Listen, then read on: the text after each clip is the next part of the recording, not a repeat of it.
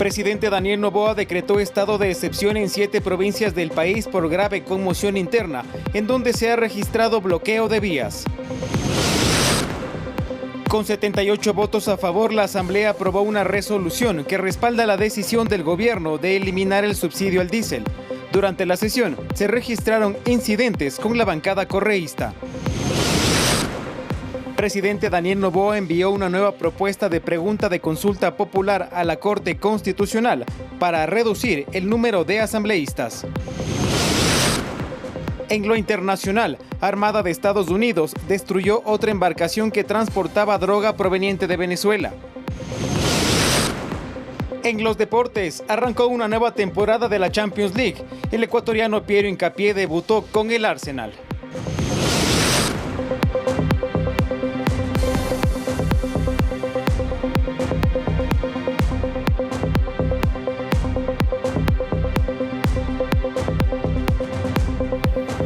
Televidentes, muy buenas noches, bienvenidos a la emisión estelar de Noticias 7, gracias por acompañarnos y los invitamos para que se sigan informando también a través del telégrafo.com.es, ecuadortv.es, en el dial de Pública FM, a través de nuestras redes sociales. Fernando Estrada me acompaña esta noche, ha regresado con nosotros. Bienvenido, ¿cómo estás? Meche, ¿qué tal? ¿Cómo estás? Un fuerte abrazo para ti y para todos. Gracias por acompañarnos esta noche acá en el Noticiero Estelar. Recuerden que ya sus pantallas pueden contar con el código QR, como siempre yo los invito a que lo escaneen con su teléfono celular para acceder a información actualizada y verificada que tiene para ustedes el telégrafo digital. Así empezamos.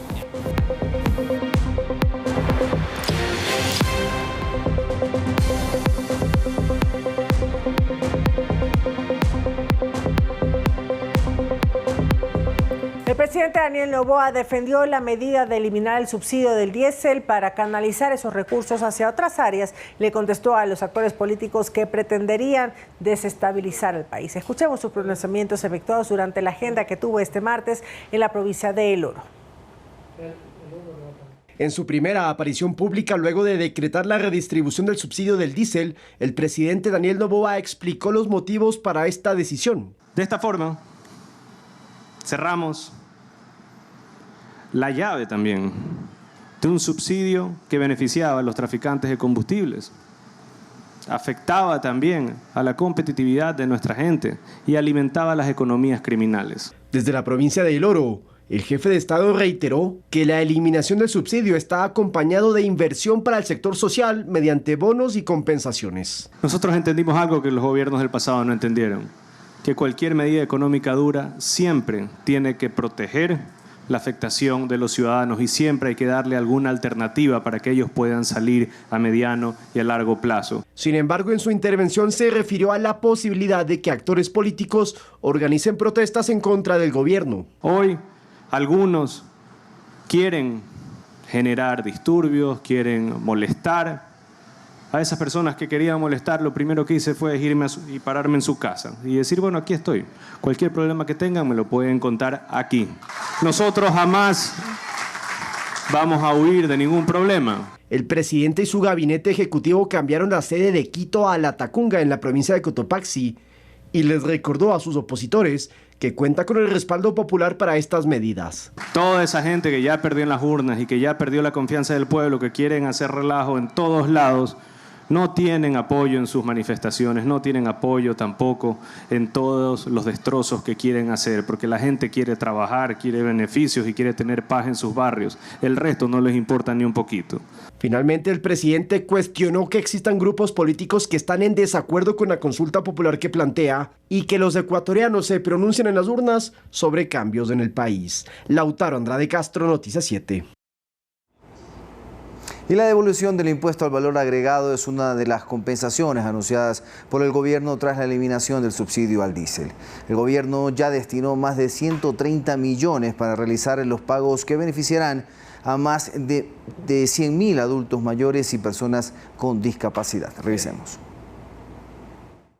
Los 1.100 millones de dólares que el gobierno dejará de pagar por el subsidio al diésel lo redireccionará para fortalecer el sector social y los beneficiarios son quienes acceden a la devolución del IVA. Según la Ley Orgánica de Simplificación Tributaria, este beneficio está destinado a personas mayores de 65 años y personas con el 30% de discapacidad en adelante, debidamente registradas en el CONADIS.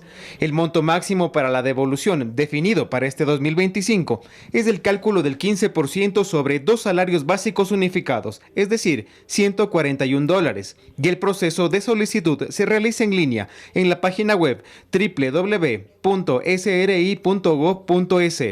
Allí baje un poco hasta el apartado Devoluciones, donde encontrará devolución del IVA para adultos mayores o devolución del IVA para personas con discapacidad. Haga clic según corresponda. Seguidamente el sistema le solicitará cargar las facturas electrónicas, registrar y validar una cuenta bancaria y enviar la solicitud. Una vez aprobado, el Servicio de Rentas Internas deberá asignar el dinero en un máximo de 60 días. Según autoridades de gobierno, con esta última medida económica se destinaron 130 millones de dólares para este pago, que beneficiará a más de 100.000 personas. Cerca de 115.000 adultos mayores recibieron ya su devolución del IVA, dinamizando su economía y la de sus hogares, generando liquidez también para que aumente el consumo en el país. Además, el gobierno destinó un fuerte presupuesto para la devolución del IVA en el sector de la construcción. Hemos también dispuesto cerca de 70 millones de dólares para la devolución del IVA a los constructores, a las empresas constructoras. Hemos llegado a un acuerdo de que esta liquidez también que se está inyectando a este sector sea destinada a generar empleo en diferentes lugares del país. Según el Ejecutivo, la eliminación del subsidio al diésel busca una redistribución de los recursos basados en la justicia social y entregar incentivos a quienes más lo necesitan. Edison Saavedra, Noticias 7. El ministro de Agricultura estuvo hoy en la mañana en la primera emisión de Noticias 7 y explicó cómo funcionará el nuevo cálculo en el precio de los productos agrícolas sin el subsidio al diésel para su respectivo transporte. El ministro Palacios aseguró que existen estudios de cálculo de combustible en base a recorridos y consumo de combustible. Vamos a apreciar en pantalla y se estima que este incremento será tan solo de 2 centavos por cada caja de banano. El ministro acotó además que dependerá del tipo de cultivo, la distancia entre los campos de producción o los mercados puertos para conocer el real aumento, aunque igual emplazó a que existan acuerdos entre productores y transportistas. Escuchemos las declaraciones del ministro Palacios a continuación. En sí no es un efecto tan significativo si lo llevamos al costo por unidad, ya sea por cajas de banano, ya sea por sacos de papa, ya sea por quintales de arroz o quintales de maíz. Si lo llevamos a la unidad, el incremento no es significativo. Ya sea, ya tenemos que nosotros sentarnos entre el transporte pesado y el productor, a sentarnos a hacer de manera consciente para que poder seguir manteniendo los negocios que tenemos. O sea, necesitamos que sean sustentables, ¿no? Varios operativos de control de precio, peso y de calidad se desarrollan en distintas ciudades del país. En Quito, la Intendencia General de la Policía de Pichincha realizó una inspección en un mercado populoso de la ciudad. Según el resultado de la intervención, los costos de los productos se mantienen. Tras la eliminación del subsidio al diésel, los operativos de control de precios, peso y calidad se intensificaron en los mercados populares. En Quito, por ejemplo, el intendente general de Policía de Pichincha, Mauricio Montalvo, lideró una inspección en el mercado San Roque.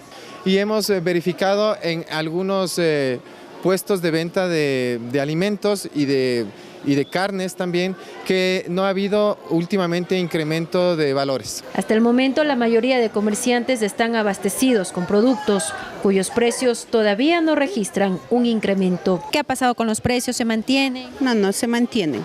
Todavía no hay novedad de eso. Todavía se mantiene. Los precios están casi igual y hasta toca dar menos precio perdiendo, porque lo que pasa es que ahorita no hay gente.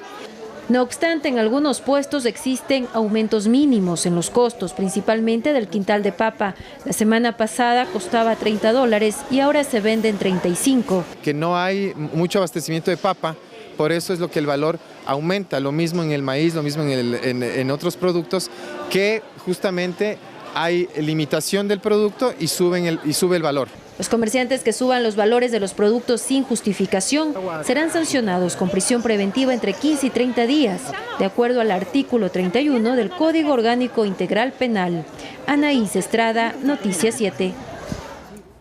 Para restablecer el orden y evitar cierres viales en el país, el presidente Daniel Noboa declaró el estado de excepción en las zonas que durante lunes y martes han registrado obstrucción en la movilidad. Las Fuerzas Armadas y la Policía Nacional trabajarán de forma coordinada para fortalecer las acciones en esas provincias. Vamos a conocer cuáles son. Mediante el decreto ejecutivo 134 suscrito la mañana de este martes por el presidente Daniel Noboa, 7 provincias del país entran en estado de excepción por grave conmoción interna a causa de cierres viales por parte de transportistas que se oponen a la redistribución del subsidio del diésel. La medida aplicará por 60 días en Carchi, Imbabura, Pichincha, Cotopaxi, Santo Domingo, Los Áchilas, Bolívar y Azuay, según el documento oficial, porque allí se evidencian las paralizaciones que han alterado el orden público, provocando situaciones de violencia manifiesta que pone en riesgo la seguridad de los ciudadanos y sus derechos a la libre circulación.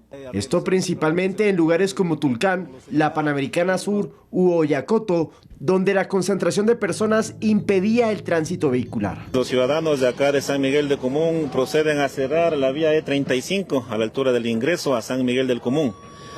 Inmediatamente el personal policial se activa, se encuentra en este punto desde las 2:30 de la mañana.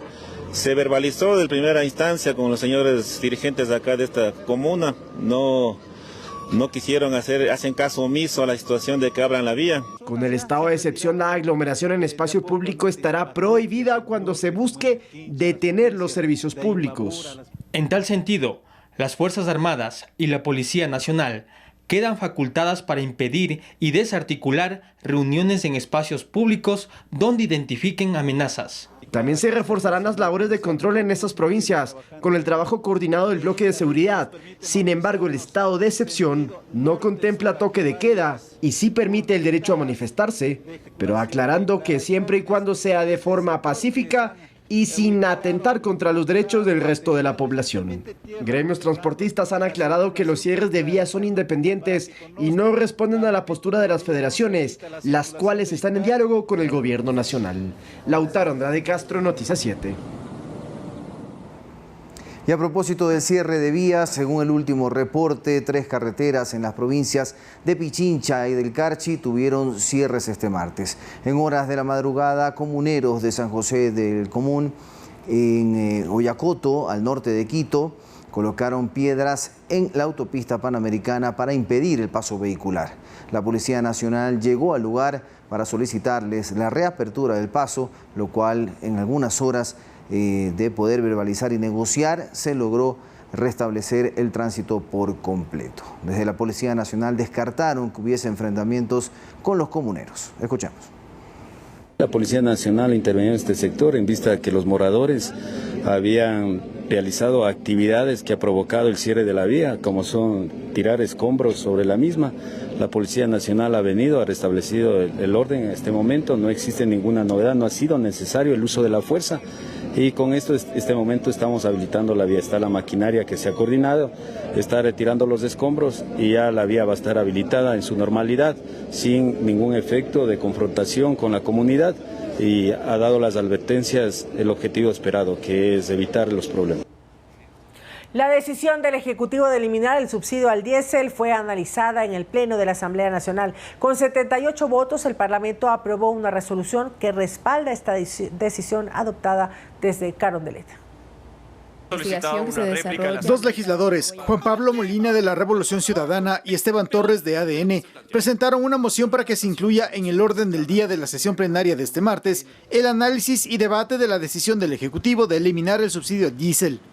La propuesta del legislador del correísmo no fue calificada por un error de procedimiento, según la Secretaría de la Asamblea. Esta decisión derivó en gritos airados y discusiones entre los asambleístas de esa bancada en contra del presidente de la Asamblea y de los parlamentarios del oficialismo.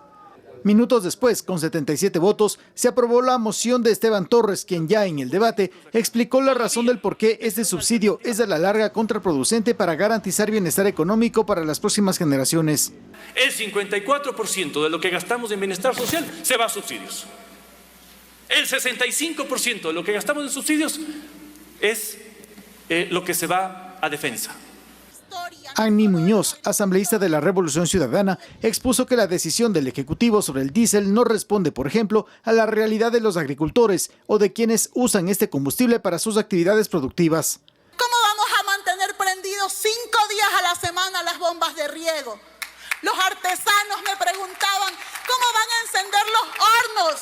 ¿Cómo van a asumir el precio del diésel?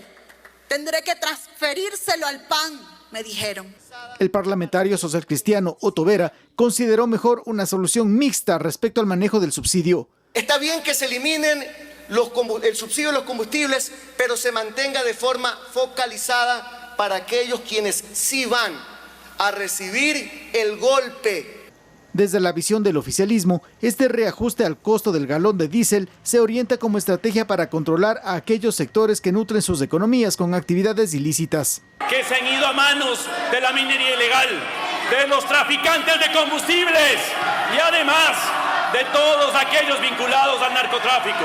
Y hoy, vergonzosamente, tenemos por primera vez en la historia al alcalde de Guayaquil con un grillete electrónico, justamente por estar vinculado a una investigación por una presunta red de contrabando de diésel. Después de varias intervenciones en defensa y rechazo de esta eliminación del subsidio al diésel, la Asamblea aprobó con 78 votos una resolución mediante la cual el Legislativo respaldó esta decisión del Ejecutivo sobre la aplicación de medidas de compensación económicas y sociales derivadas de esta disposición y que avancen las mesas de diálogos establecidas. Javier Ceballos, Noticias 7.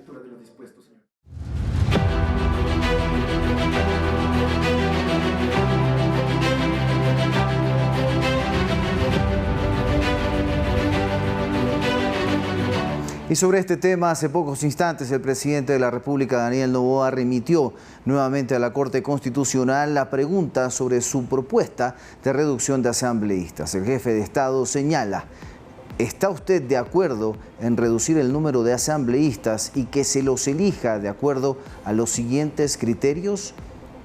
10 asambleístas nacionales, un asambleísta elegido por cada provincia y un asambleísta provincial adicional por cada 400.000 habitantes, de acuerdo al último censo nacional. Esta interrogante deberá ser analizada nuevamente por la Corte Constitucional.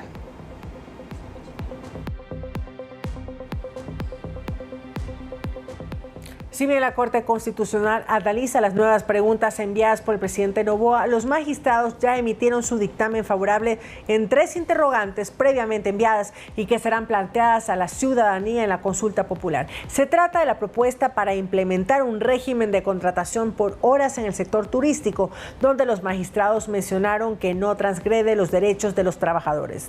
A esta se suma el planteamiento de la instalación de bases extranjeras en territorio nacional, que previamente ya recibió el ok de la misma Corte y de la Asamblea Nacional. Y la tercera, se trata de eliminar la obligatoriedad del Estado para entregar recursos económicos a los partidos políticos. La propuesta es que las organizaciones se financien de los aportes de sus militantes.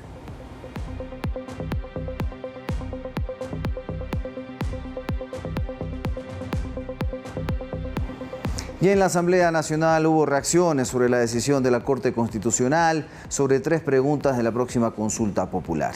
El bloque legislativo de ADN espera que el Ejecutivo reformule las preguntas sobre reducción de asambleístas y prohibición al uso de recursos públicos para financiar candidaturas y fortalecimiento de organizaciones políticas. Primero, la decisión de la Corte Constitucional sobre la pregunta de reformas electorales para frenar el uso de recursos del Estado en promoción de candidaturas y fortalecer internamente a las agrupaciones políticas dejó con un sinsabor al parlamentario por ADN Esteban Torres, por la siguiente razón. No ha dado paso al que era el grueso de ese gasto, que era el Fondo de Promoción Electoral. En ese sentido, la Corte dictamina en los últimos numerales que sea la propia Asamblea Nacional la que dispare este proceso, ya sea hacia el Consejo Nacional Electoral. no descarta replantear esta pregunta para que se cumpla el objetivo de las reformas a los artículos 110 y 115 de la Constitución. Estamos discutiendo si se puede hacer una modificación para que también proceda el tema del artículo 115, que es el Fondo de Promoción Electoral. Cristian Hernández, legislador de la bancada de la Revolución Ciudadana, opina que será el pueblo ecuatoriano el que decida el destino de las preguntas sobre reformas electorales y trabajo por horas para el sector turístico. Sobre la observación de la Corte Constitucional a la propuesta de reducción de asambleístas, Hernández cree que el Ejecutivo podría reformular la pregunta, precisando en los considerandos el mecanismo de cómo se reducirían los asambleístas. Me parece que hay que analizar a fondo el tema de la representatividad. La norma está escrita ya en una anterior consulta. Me parece que con el presidente Lasso se preguntó, el pueblo dijo que no podemos pasar preguntando lo mismo y lo mismo todo el tiempo. La consulta no es gratuita.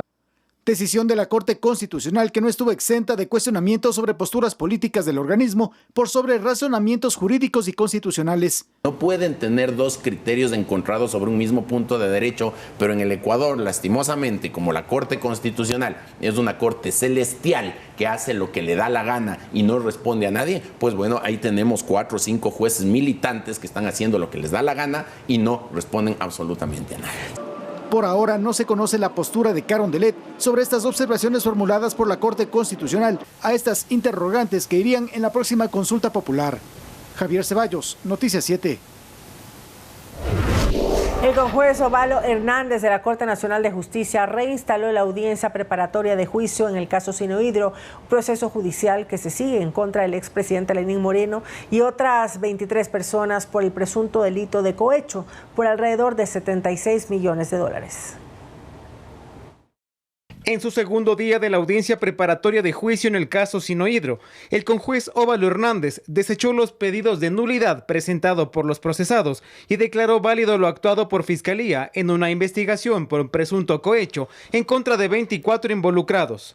Con la venia del magistrado, el Ministerio Público acusó como presunto autor directo del delito de cohecho al expresidente Lenín M., así como su amigo Contopé, el ex embajador Kai R., entre otros, mientras que la esposa del exmandatario Rocío G., su hija, hermanos y cuñada, así como el abogado Eduardo G., entre otros, fueron acusados en calidad de presuntos cómplices.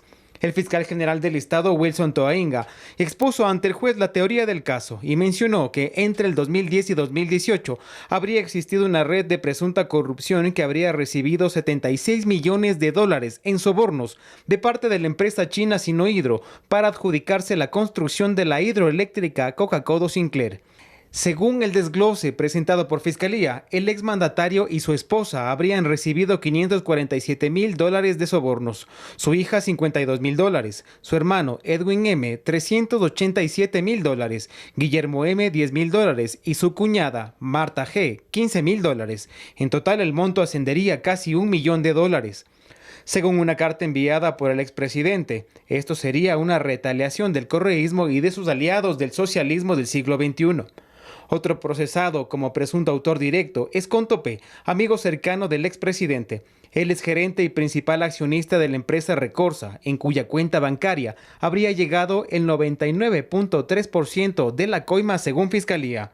Además, está el ex embajador de China en Ecuador, Kai R., ya que, según el Ministerio Público, las negociaciones se concentraron cuando este era embajador. Cuando dejó el puesto diplomático, él pasó a ser el representante de Sinohydro en el país. El magistrado finalmente suspendió la diligencia de este martes y la convocó para este miércoles a las 8:30 de la mañana.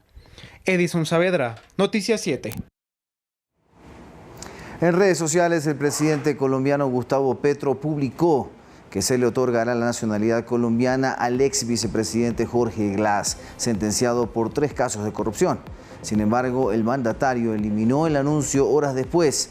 En todo caso, la Cancillería aclaró que hasta el momento no se ha recibido ningún documento oficial del vecino país sobre la nacionalización de Glass y que si eso ocurriera, el ex vicepresidente no perderá su ciudadanía ecuatoriana. La Cancillería señaló que las sentencias por cohecho y peculado contra Glass siguen vigentes, por lo que sus deudas ante la justicia se mantendrán según la legislación ecuatoriana, sin importar su nacionalidad. Glass recibió en junio de este año 13 años más de prisión por el caso de reconstrucción de Manabí y actualmente cumple condena en la cárcel de La Roca, en la ciudad de Guayaquil.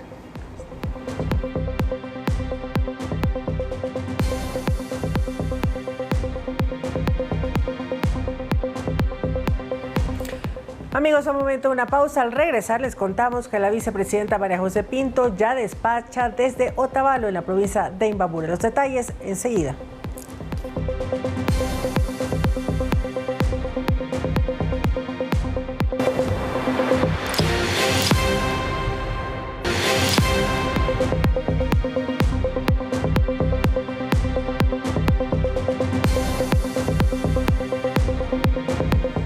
Regresamos con más información. El presidente Daniel Noboa ratificó mediante decreto ejecutivo a los ministros a cargo de las carteras de Estado fusionadas.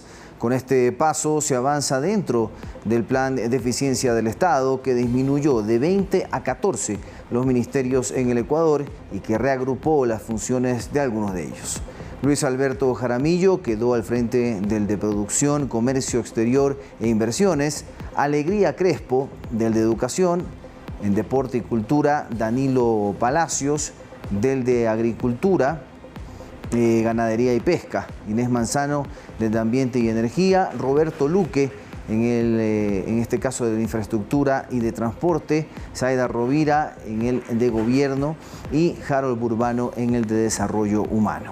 Los ministerios absorbidos ahora son viceministerios de las carteras mencionadas.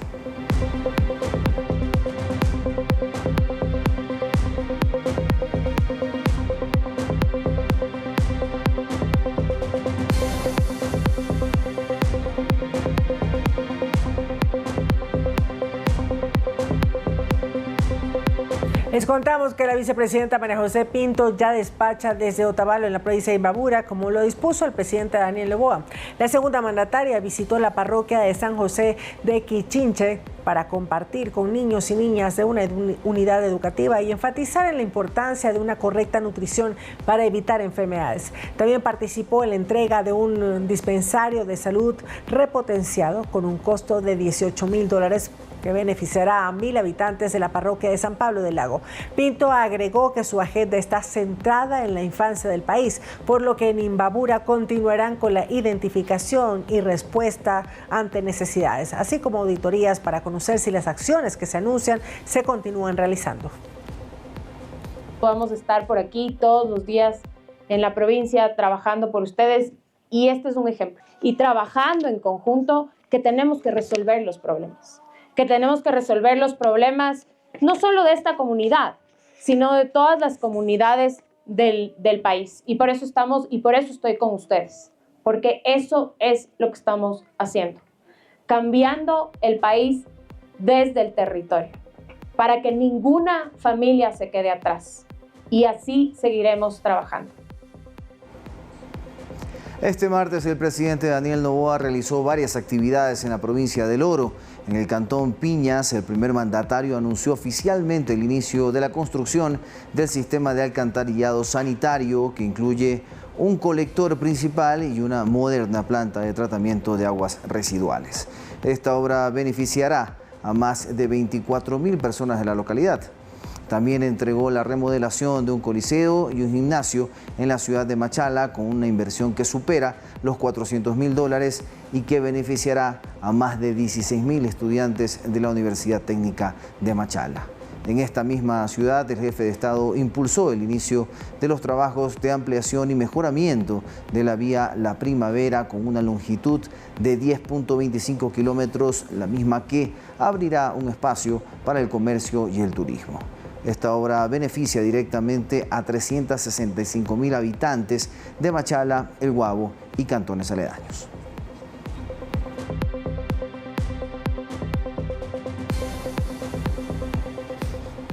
En lo que va del 2025, el riesgo país del Ecuador ha alcanzado su mejor calificación desde el 2019. Hoy se ubica por debajo de los 700 puntos. Este indicador, con tendencia a la baja, puede incidir positivamente en la economía de las familias, según explica el analista económico Freddy Ceballos. Escuchemos. Muchas tendencias dicen que eso no mejora la calidad o la vida del ecuatoriano interno, del ecuatoriano del día a día, del ecuatoriano a pie, pero tener uno más alto sí la empeora. Entonces el gobierno está tomando decisiones acertadas para seguir insertándose en el mundo. Es por eso que vemos los acuerdos Corea del Sur. Y atención, porque la Asamblea tramitó en primer debate el proyecto de ley económico urgente para el fortalecimiento crediticio. El presidente encargado de la Comisión de Desarrollo Económico, Diego Franco, nuevamente reiteró que esta iniciativa legal no generará inconvenientes con las prestaciones de la seguridad social que reciben los afiliados y jubilados del IES.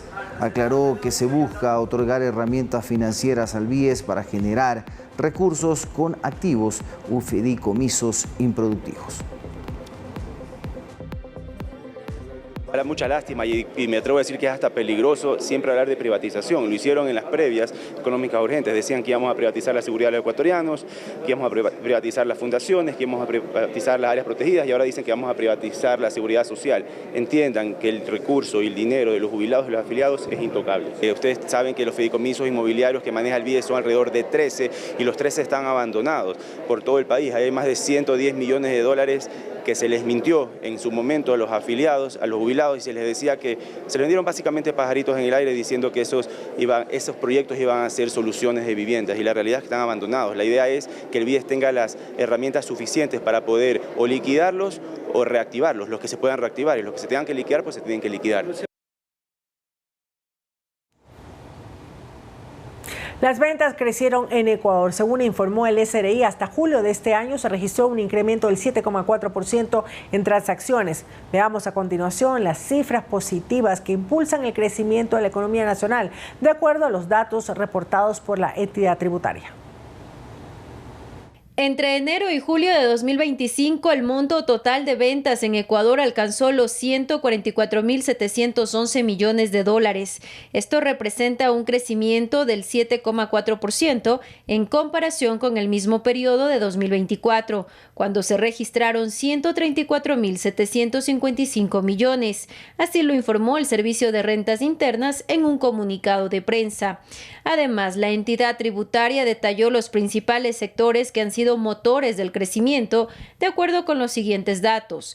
El sector de la agricultura registró ventas por 14.189 millones. Se trata del mayor aumento en todos los sectores, con un incremento del 17,5%.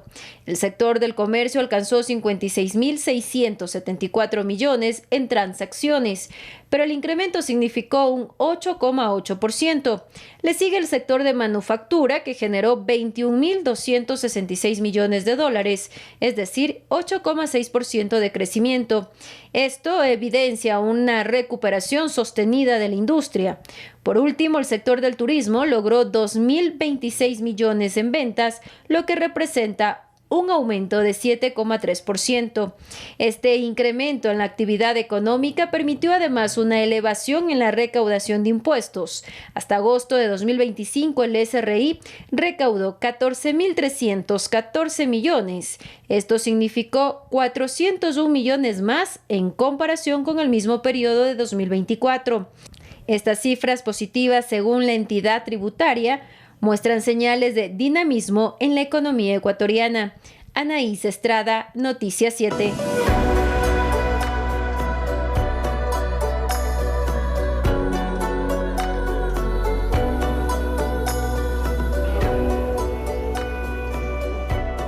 Perros, robots y humanoides, vehículos automatizados, drones, atletas, jugadores de fútbol y delivery son parte de la tecnología que se mostró en la Feria Internacional de Comercio de Servicios de China. Hablo de CIFTIS.